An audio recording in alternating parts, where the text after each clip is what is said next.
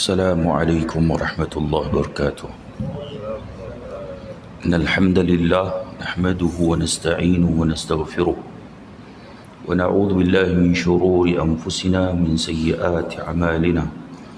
من يهده الله فلا مضل له ومن يضلل فلا هادي له. أشهد أن لا إله إلا الله وحده لا شريك له وأشهد أن محمدا عبده ورسوله. اللهم صل وسلم على النبي الكريم محمد وعلى آله وأصحابه ومن استنى بسنته إلى يوم الدين.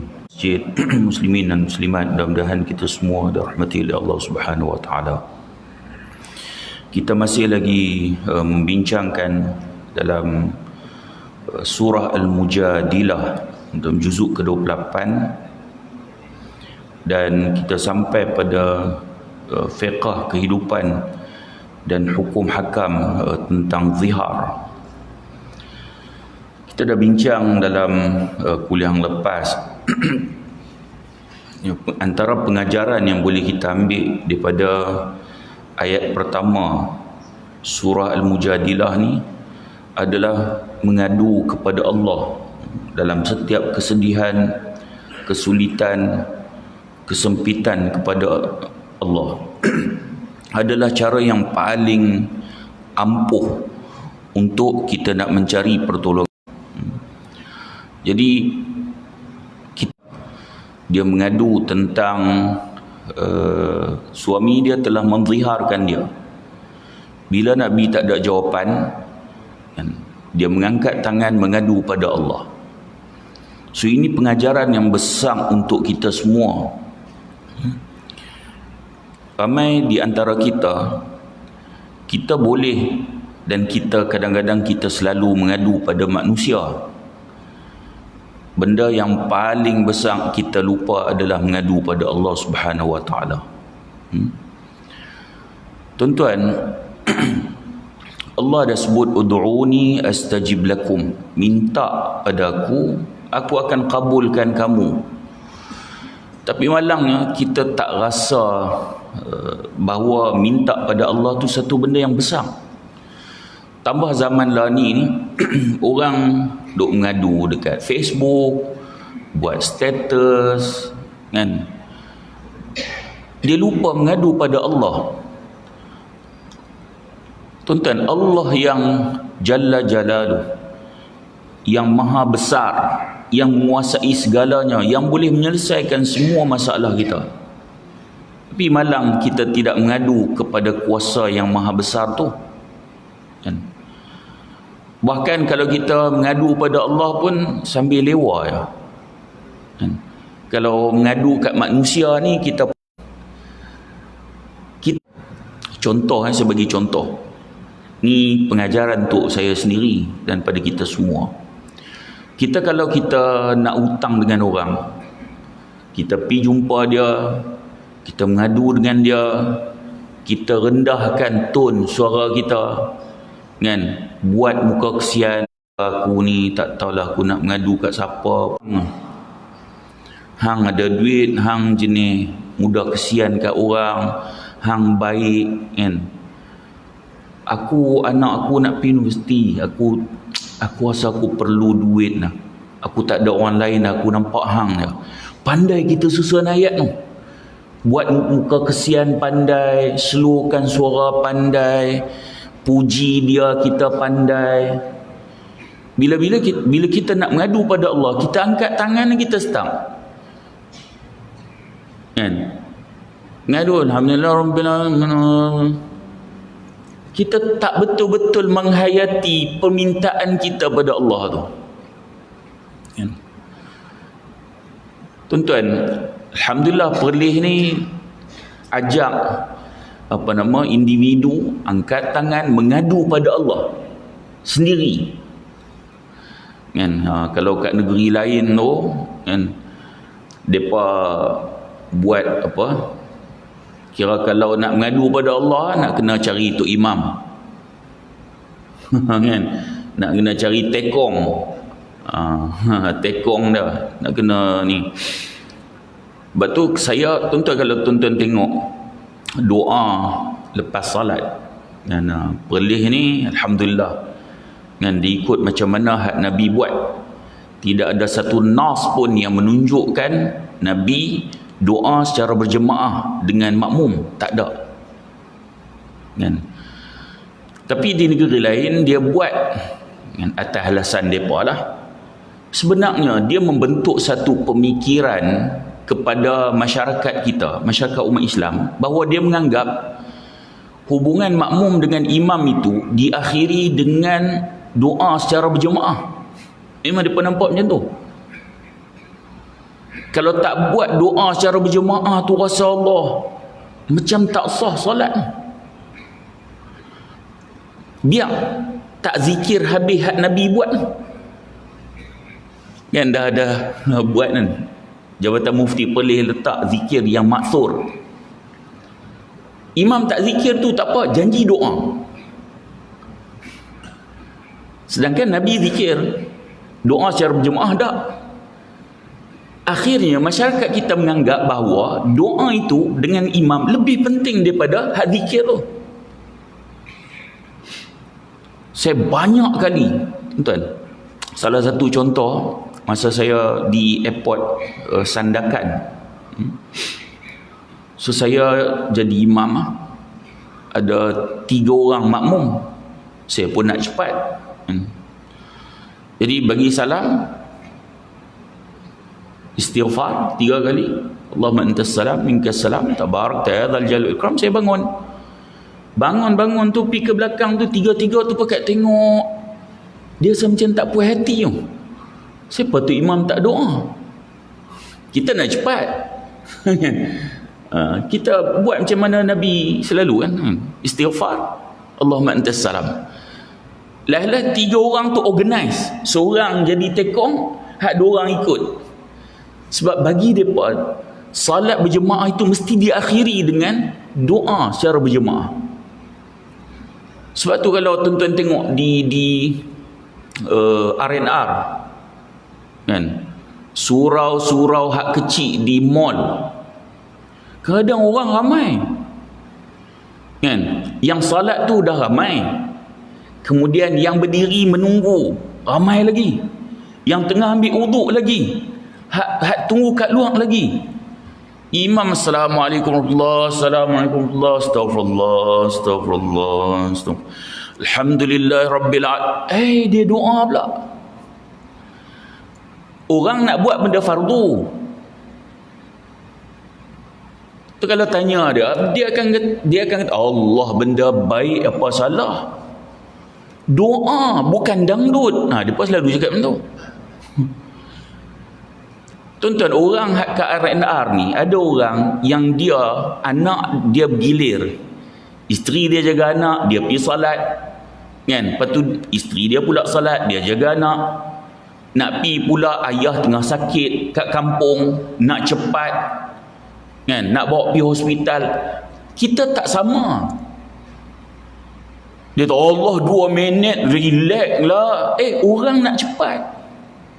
Hak berdiri, hak ambil wuduk, hak tunggu kat luar, dia boleh duduk relax.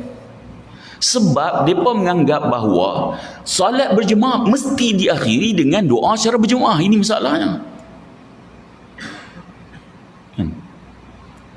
Baik. Bahkan kalau tuan-tuan tengok, Nabi sebut, Nabi kita dalam sebuah hadis, innallaha la, sungguhnya Allah tidak mengkabulkan doa daripada hati yang lalai dan leka. Jadi tuan-tuan, Allah takkan kabulkan permintaan yang daripada hati yang lalai dan leka. Selama ni bila kita minta pada Allah, hati kita lalai dan leka ataupun tidak, ataupun sambil-sambil tidak betul-betul mengharap. Allah sebut innallaha dalam hadis, innallaha la yaqbalu du'a min qalbin ghafilin lahin. Allah takkan terima doa daripada hati yang lalai dan leka. Allah tak terima. Hak kita minta tu pun kadang-kadang kita masih leka lagi. Minta sambil tengok cicak kat dinding. Tidak betul-betul mengharap. Apatah lagi hak doa bersama imam. Imam doa, tuan-tuan, imam doa dalam bahasa Arab. Dia bukan tahu apa. Amin, amin. Saya bawa jemaah umrah. Kan? Masa tu kita masuk Madinah tu. Lepas tu nak masuk Mekah. Kemudian di Madinah tu kita buat kelas kat lah, sebab nanti kan nak masuk Mekah, nak tawaf. Kemudian saya kata, tuan-tuan, perempuan, nanti masa tawaf, kalau saya sebut doa, tuan-tuan ikut, boleh tak? Dia kata boleh. Kan, semua kata boleh. Okey lah, ni ikut. Kan, ikut saya doa. Allahumma zawwijni zaujatan thaniyatan. Boleh lah ikut macam tu? Boleh, semua kata boleh. Saya kata, tuan-tuan tahu tak makna apa? Kan? Saya kata makna dia, ya Allah, kahwinkanlah aku seorang lagi. Hak perempuan lagi, wah, bunyi. Kan? Maknanya dia pun tak tahu pun, ikut je. Jadi dalam hadis tu dah sebut, Allah takkan terima doa daripada hati yang lalai dan leka. Sebab tu saya kata, masa tawaf ni tak payah mutawif doa ajak sendiri-sendiri. Ini pakat doa, ustaz nanti ajak nah, masa tawaf tu ajak kami doa. Hang doa sendiri ya. Yang maksur daripada rukun Yamani sampailah Hajarul Aswad, Rabbana atina fid dunya hasanah wa fil akhirati hasanah wa qina adzabannar. Selebihnya nak baca doa apa pun bacalah. Nak boh dalam bahasa Melayu, bohlah. Kalau tak boleh nak khusyuk dalam bahasa Arab, tak faham apa pun. Tapi kalau boleh baca doa yang maksur, itu jauh lebih baik. Kan? Saya tak pernah lagi jumpa orang yang tawaf, kan? Lepas tu ikut mutawif baca, yang mampu untuk menangis. Tak pernah jumpa. Allahumma, saya tak pernah jumpa orang yang tawaf ikut doa mutawif dia mampu menangis. Tapi saya selalu jumpa orang yang bersendirian mengadu kepada Tuhannya secara bersendirian, dia tawaf dengan penuh khusyuk, dia mampu menangis. Hak ni banyak kali jumpa. Kan? Tuan-tuan bayangkan tempat yang makbul doa, kita minta tak tahu halah, rugi 8-9 ribu. Rugi tempat yang makbul doa. Sayang. Masa itulah mengadu. Kita masalah apa? Kita tahu diri kita. Kita banyak dosa. Banyakkan minta ampun. Kita tahu apa masalah kita. Minta. Dia tak reti. Tempat yang makbul doa ketika tawaf tu tak reti nak minta pada Allah. Sagi bila mutawif bawa dia pergi Jabal Rahmah, kan, berhenti je hak mana hak bawa dengan isteri sekali, pegang tangan isteri naik Jabal Rahmah, pandai susun ayat. Pada tempat tu bukanlah tempat yang disyariatkan untuk berdoa, melainkan musim haji kan, kerana dia berada di Arafah. Tapi saja-saja nak pergi doa, ada kepercayaan ni siapa yang belum kahwin, di sinilah tempat dia. Siapa yang dah kahwin nak jaga hubungan rumah tangga, di sinilah tempatnya.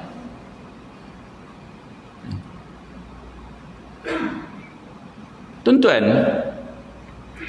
Rasulullah pernah ada masalah rumah tangga? Pernah? Pernah. Bahkan Rasulullah pernah menceraikan Sayyidatina Hafsah radhiyallahu anha. Tak pernah Nabi pergi Jabal Rahmah. Bukan jauh pun Jabal Rahmah. Sahabat-sahabat ada masalah rumah tangga? Ada. Kan ada. Tak pi pun jabar rahmah. Kita pula pi jabar rahmah untuk kepercayaan begitu.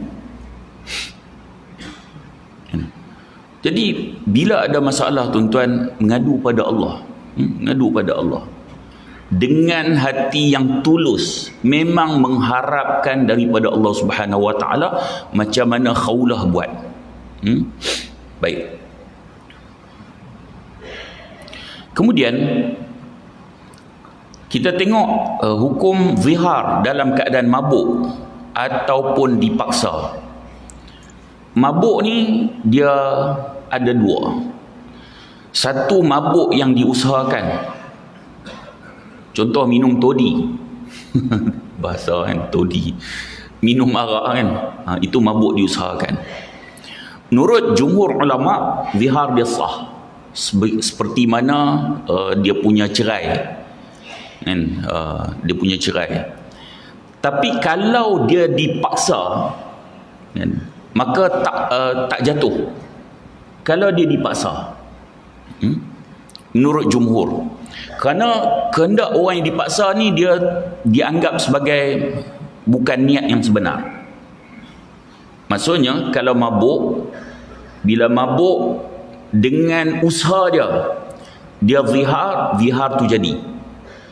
Kalau bukan dengan usaha dia, maka zihar itu tidak jadi. Orang paksa dia ke, kan, orang buka mulut dia, orang kata hang tak minum ni, aku bunuh hang. Dia terpaksa minum, kemudian dia lafazkan zihar, maka tak jatuh. Baik, kemudian jika seorang suami dia ada 4 isteri dan berkata, antunna alayya ka dhahri ummi, kamu 4 orang ni bagiku seperti punggung ibuku. Kan?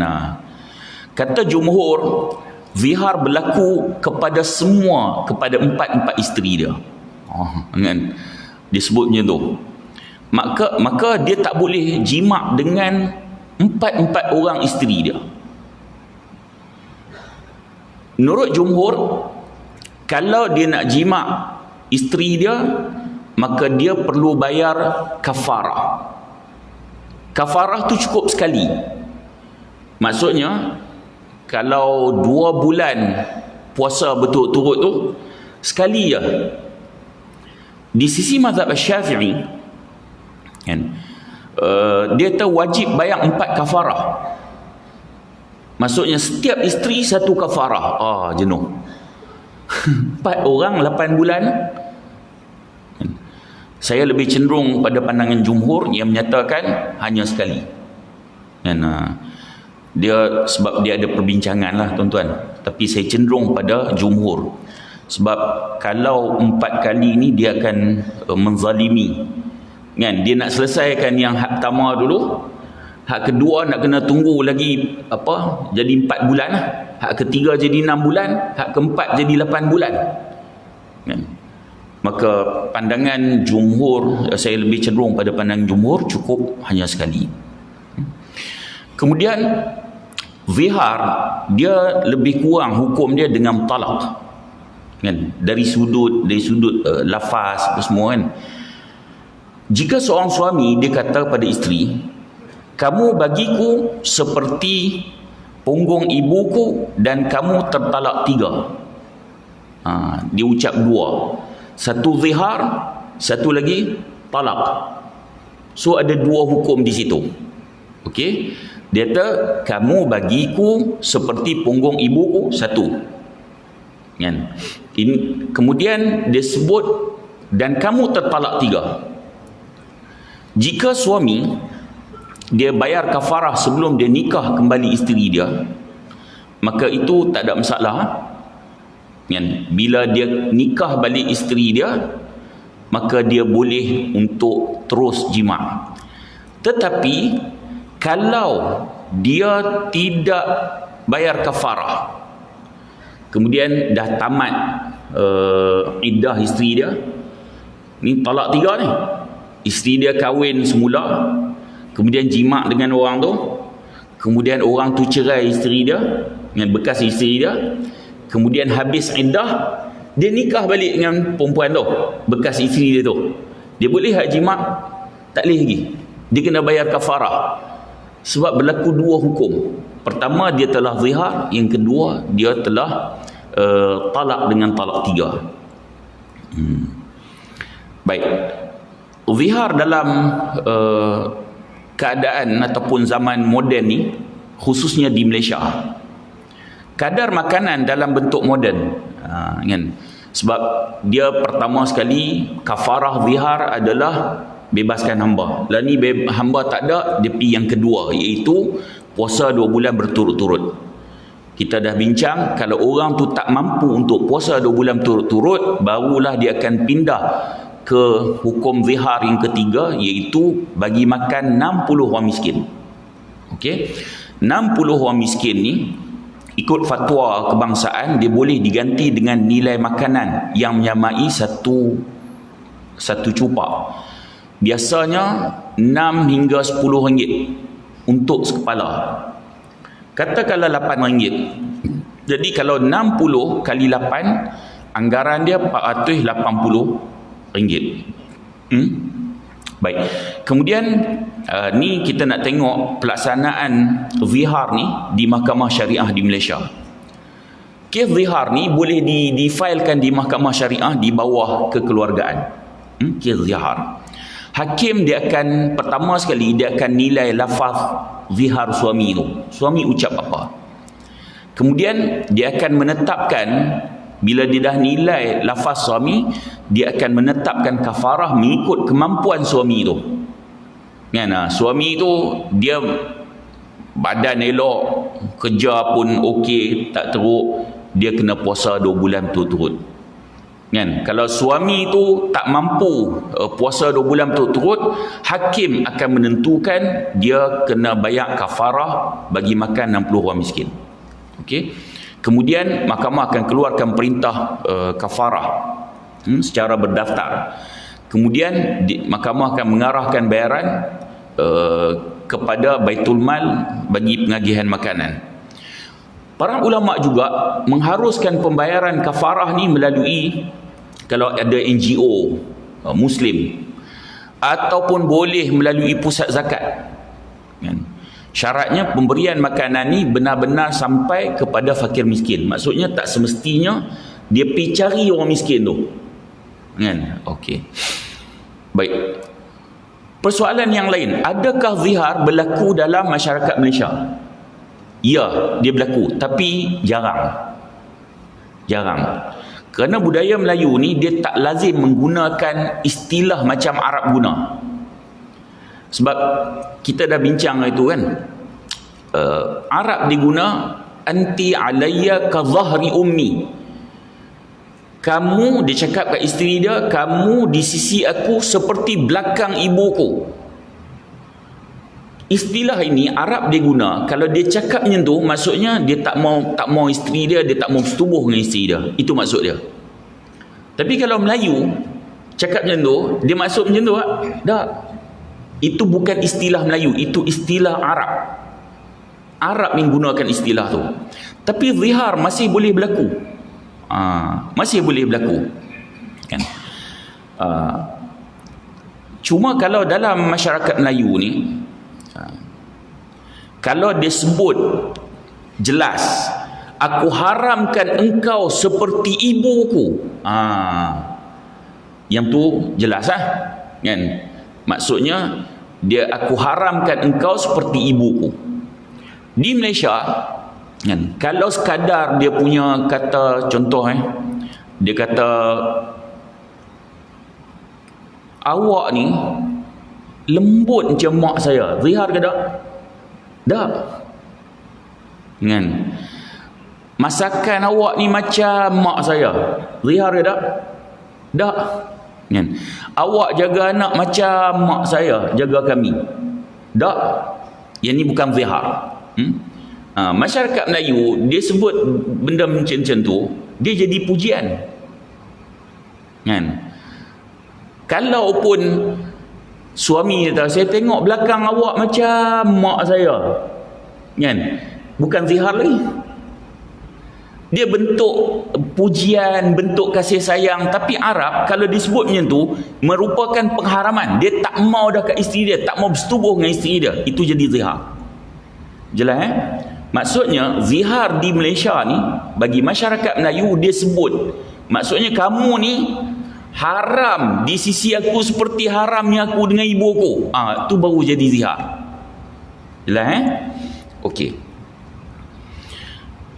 Kalau di Malaysia ni, ini lafaz yang sarih, lafaz yang jelas. Kamu haram atas aku macam aku haram, ibuku haram untuk aku. Ni lafaz yang jelas. Aku anggap kau macam mak aku tak boleh sentuh kau lagi. Nampak? Ini zihar. Baik, ada lafaz yang kinayah. Kinayah ni lafaz kiasan lah. Dia macam, sebab tu kita lafaz ni dia nak mirip kepada macam talak. Kalau macam talak kan dia ada lafaz yang sarih, yang jelas, ada lafaz yang kinayah, yang kiasan. Lafaz yang jelas, aku cerai kau talak satu, itu jelas. Kalau yang kinayah, hang pi balik rumah mak bapak hang, itu perlu kepada penjelasan. Kalau isteri bawa ke mahkamah syariah, hakim akan tanya, apa maksud suami masa sebut tu? Suami tak ada lah, dia duk semak dalam rumah ni, saya suruh pergi balik rumah mak bapak dia sebulan dua, tu maksud saya. Tak serai. Tapi kalau dia ketika dia sebut tu, dia memang maksud hampir balik mau faham, memang dia tak mau dah, memang dia nak cerai, maka jatuh. So begitu juga dengan zihar. Dia tekau, kamu bagi aku macam mahram aku. Macam mahram aku macam mana? Macam mana? Hubungan kita macam aku dengan mak aku. Macam mana? Hubungannya macam mana? Jadi perlu kepada apa maksud dia. Kalau maksud dia tak mau isteri dia, tak mau bersetubuh isteri dia, maka jadi zihar. Saya nak bawa beberapa contoh yang berlaku dalam mahkamah syariah di Malaysia. Ini kes mahkamah syariah Malaysia. Baik, di Jawatan Kehakiman Syariah Wilayah Persekutuan, dia berlaku purata 1 hingga 3 kes tahun. Tak banyak. Ni 9 juga berlaku, Selangor, Kedah juga pernah keluarkan perintah kafarah zihar. Kebanyakan berlaku kerana suami ketika tu dia sangat marah. Dan suami guna perkataan haram macam mak aku. Okey. Kemudian pasangan faham hukum, pergi ke mahkamah dan mahkamah putuskan. Ni penting pasangan memahami hukum, sebab dia tahu bila sebut begitu mereka tidak boleh jima' antara suami dan isteri, sehinggalah bayar kafarah dulu. Baik,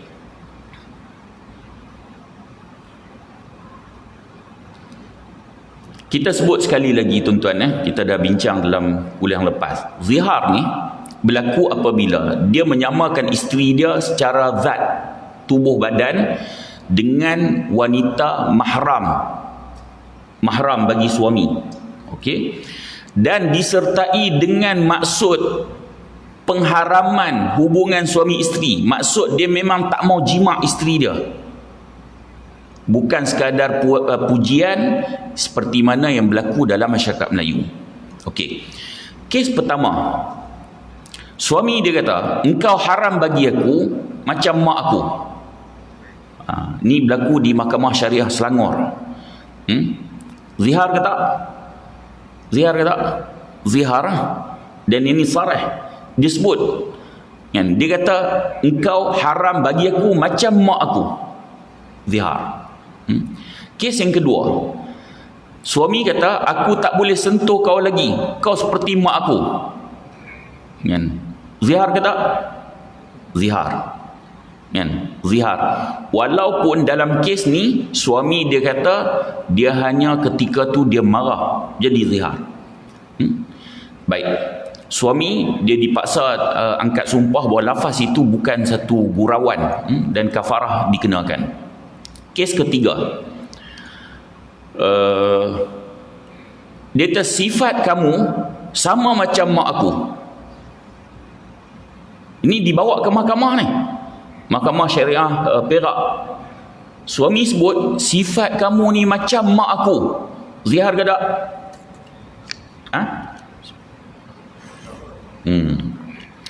Maksudnya tuan-tuan geling tu faham tu kan, hakim dia putuskan dia bukan zihar kerana dia serupakan dengan sifat, bukan pada tubuh zat. Baik, kemudian kes yang keempat, suami lafaz dalam WhatsApp, dia WhatsApp isteri dia, dia kata aku anggap kamu ni macam kakak aku, mustahil aku bersama engkau. Kan? Zihar ke tak? Zihar dan kafarah dikenakan. Sebagaimana talak jatuh dalam WhatsApp, zihar juga jatuh dalam WhatsApp. Okey, sebab dia sebut kan, dia tak, aku anggap engkau ni macam kakak aku, mahram bagi dia kan, mustahil aku bersama engkau. Masyarakat Melayu bila sebut bersama ni dia jima' lah kan, dia masuk jima', dan mahkamah putuskan zihar dan kafarah dikenakan. Baik, insyaAllah dalam kuliah akan datang, jika diizinkan oleh Allah, kita akan sambung dalam tafsir surah Al-Mujadilah ayat 5 dan ayat 7 hingga ayat 7, insyaAllah.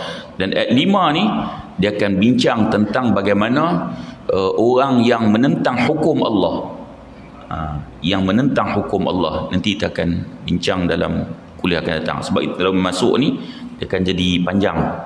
Pasal stop kat sini ya, mudah-mudahan pertemuan kita ada manfaat. Kalau terkasar bahasa mohon maaf, dan saya sudahi dengan aqulu qawli hadha wa astaghfirullahal azim li wa lakum. Assalamualaikum warahmatullahi wabarakatuh.